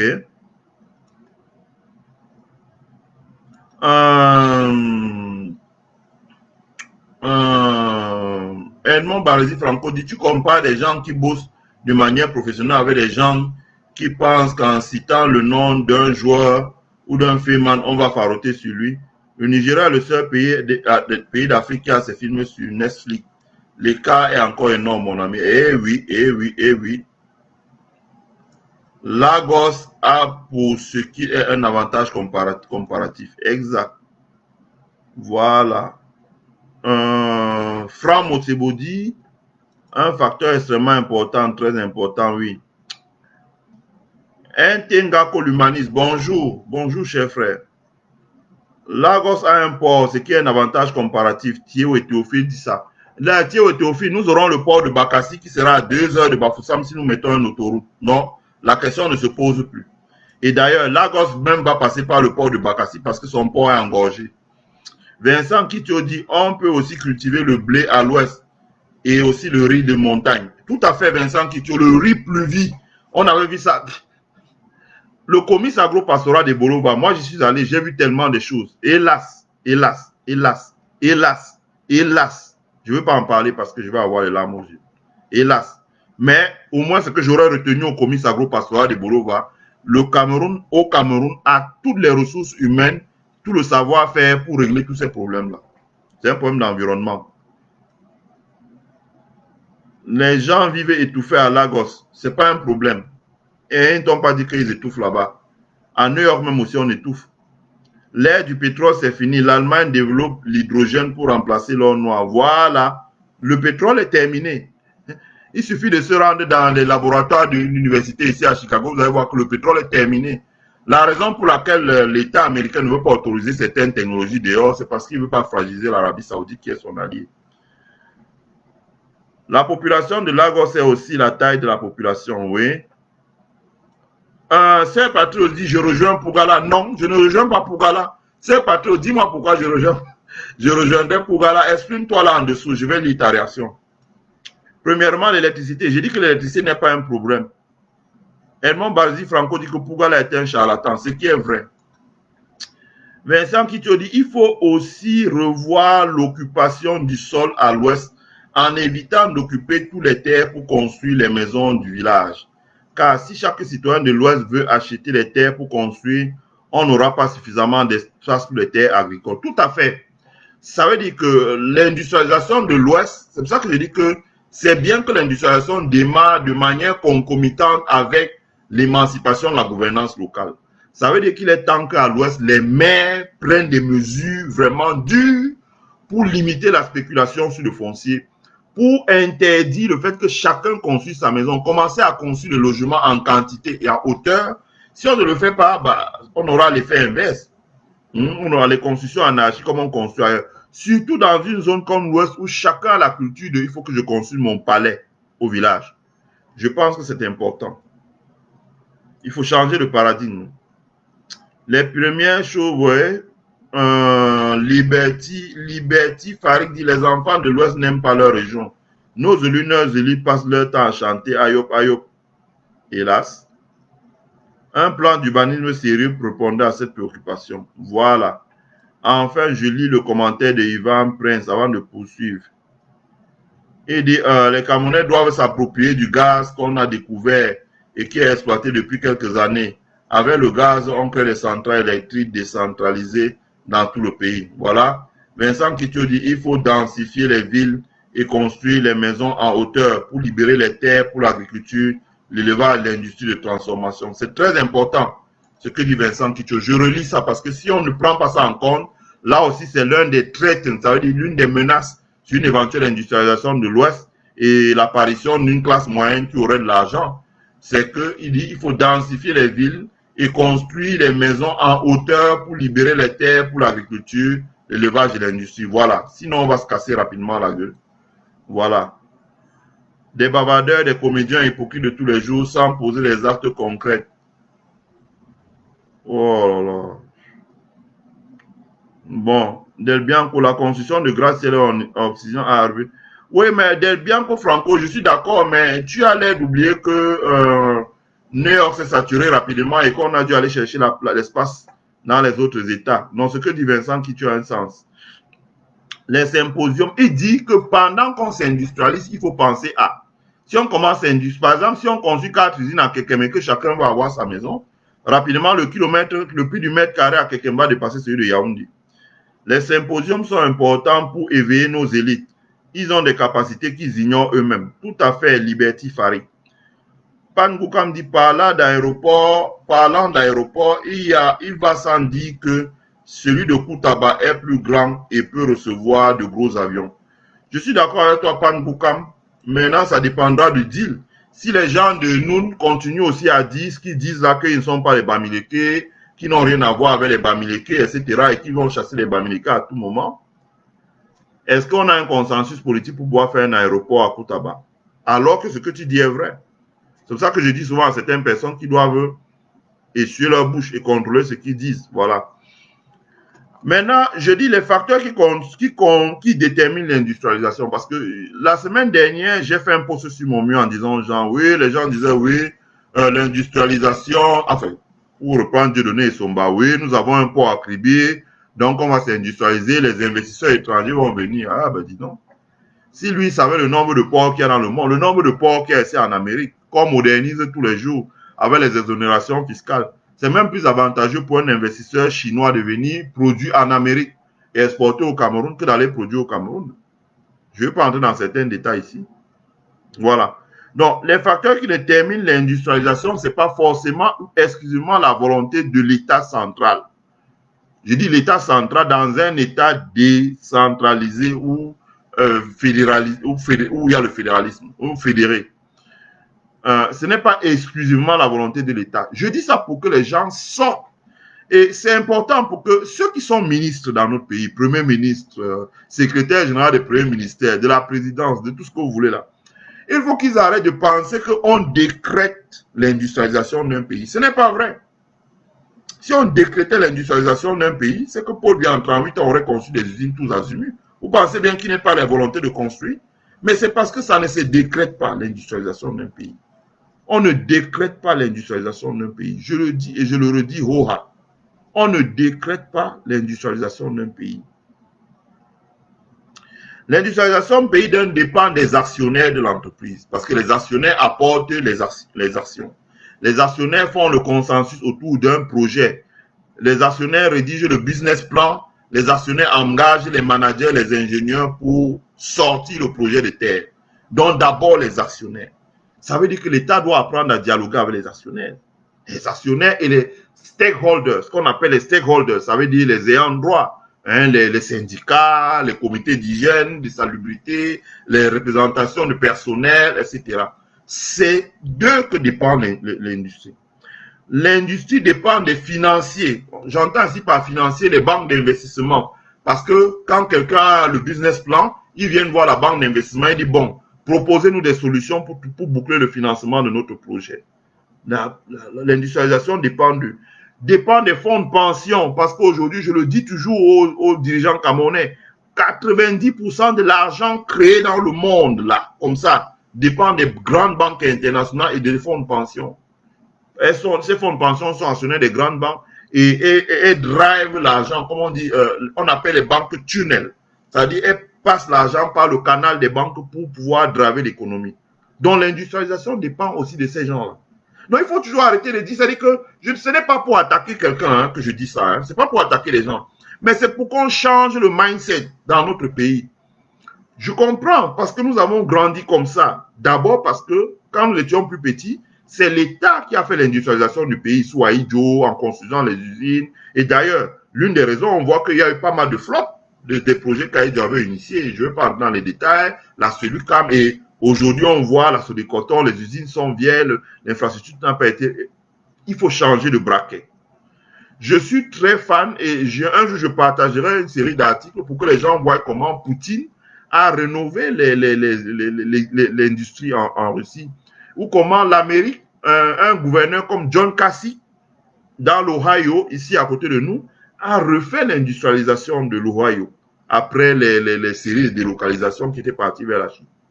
Donc, l'industrialisation dépend des financiers et dépend des fonds de pension parce que c'est eux qui détiennent l'épargne solide, l'épargne longue.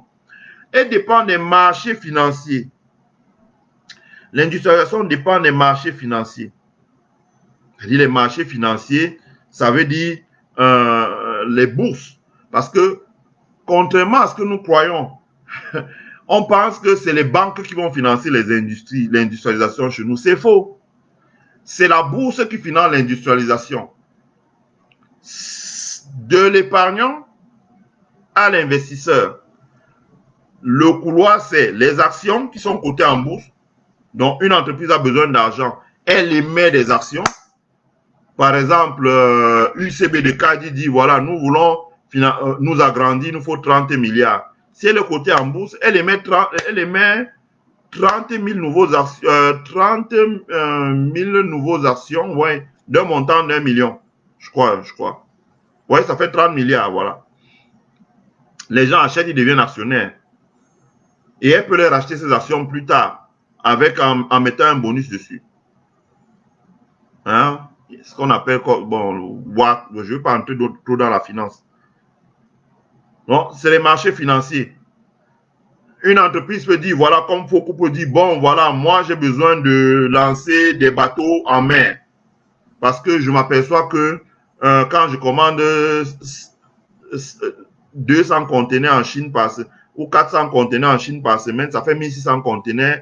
Moi, avec les autres quincailliers là, ça nous fait 12 000 conteneurs par mois, mais ça prend trop de temps pour arriver ici là. Nous voulons un bateau à nous direct qui va faire 3 semaines au lieu de 2 mois. Donc, ça nous permet d'économiser 1 mois et demi. Donc, avec les lettres de crédit de 90 jours, les marchandises arrivent dans notre magasin, on a encore 60 jours pour payer. Donc, au point de vue de la finance d'entreprise, ça devient un avantage compétitif. En ce moment, ils peuvent lancer un emprunt obligataire à la bourse de Douala en disant, voilà, nous levons de l'argent. Nous voulons lever 300 milliards. La diaspora achète et le bon est back, comme on dit, back, c'est-à-dire que garanti par le bateau. Là, c'est qui sera fabriqué, le bateau. Chaque année, il travaille, il rembourse. Chaque année, il travaille, il rembourse. Quand il travaille, on lève l'hypothèque sur les bateaux. Ça s'appelle une obligation, un emprunt obligataire.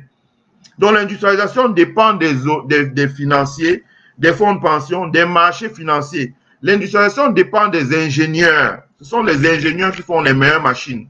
Ce sont les ingénieurs qui font les meilleures machines, qui font le design du matériel industriel, qui installent, qui font la maintenance. Tant que vous n'avez pas les meilleurs ingénieurs, vous ne pouvez pas décoller. Je renvoie les gens voir la Chine. Au moment où Deng Xiaoping faisait ses premiers voyages à Singapour pour aller regarder, la Chine avait 3000 ingénieurs. Aujourd'hui, la Chine a 3 millions d'ingénieurs. Donc, elle a 1 million, elle a multiplié par 1 million le nombre d'ingénieurs qu'elle a. Or, le Cameroun produit combien d'ingénieurs aujourd'hui pour faire l'industrialisation? Donc, tant qu'on n'a pas les ingénieurs, faire venir les ingénieurs étrangers avec tout ce que ça peut coûter, c'est toujours très coûteux. Il faut avoir des ingénieurs sur place. Moi, je vois ici aux États-Unis, quand il y a dit que les statistiques que le gouverneur, je sais de quoi je parle, j'ai quand même travaillé à la présidence de l'université, je suis astreint un devoir de réserve, mais tous les mois, on devait faire un reporting du nombre d'ingénieurs qui vont sortir, probablement chaque semaine. C'est-à-dire qu'on dit, bon, il y a tels qui sont là, mais tels on drop, il y a ceci, ceci. Donc, on faisait un reporting directement chez le gouverneur parce qu'il veut savoir le nombre d'ingénieurs. Et si le nombre diminue, il met des crédits pour renforcer la filière, pour construire des résidences universitaires, pour attirer un nombre d'ingénieurs. C'est dans le tableau de bord du gouverneur, il regarde ça comme on suivait du lait sur le feu. Donc l'industrialisation dépend du nombre d'ingénieurs, ça dépend du nombre de techniciens qui font des travailleurs qualifiés, qui font la maintenance, le réglage des machines. L'industrialisation dépend de la recherche et de l'innovation. Je prends un exemple. Pilcam de Fosso Victor. C'était évident que Pilcam de Fosso Victor allait mourir parce que l'énergie ayant évolué. Vincent Kitio qui est dans mon live là peut témoigner. Lui, par exemple, qui est arrivé à l'Ouest, a dit voilà, il a formé des gens pour fabriquer des lampes électriques qui fonctionnent, on charge la vie que on met en charge, ça peut faire une semaine, c'est autonome en énergie. Aujourd'hui, avec l'arrivée de la batterie au lithium, ces lampes-là, on peut les charger, ça fonctionne même pendant 3 mois. Avec des petits capteurs solaires. On n'a même plus besoin d'aller les mettre au mur. Il y a un petit capteur solaire dessus qui... On fait ça déjà ici aux États-Unis. Or, dans un contexte où il y a une innovation comme ça qui arrive sur le marché, si Fosso Victor avec Pilcam n'a pas eu les moyens d'améliorer la qualité de ses piles pour s'adapter, ben comment il fait pour survivre? Ben forcément, il va mourir. Donc, l'État doit créer des pôles de compétitivité recherche, où on fait de la recherche pour pouvoir améliorer sans cesse ce qu'on fait. Parce que dans le monde d'aujourd'hui, les produits ont un cycle. Quand vous lancez, ça fait ça, ça monte. Après, le produit arrive à maturité, ça marche bien. Après, quand la compétition, tout le monde fabrique la même chose, ça commence à descendre, le prix baisse. Donc, il faut inventer quelque chose de nouveau pour avancer. La preuve, regardez vous-même le climatiseur qu'on avait avant, regardez le split qu'on a aujourd'hui. C'est parce qu'on a innové. Donc, l'industrialisation dépend de la recherche et de l'innovation. L'industrialisation dépend des distributeurs. Aujourd'hui, il y a ce qu'on appelle une concentration des grandes centrales d'achat internationales.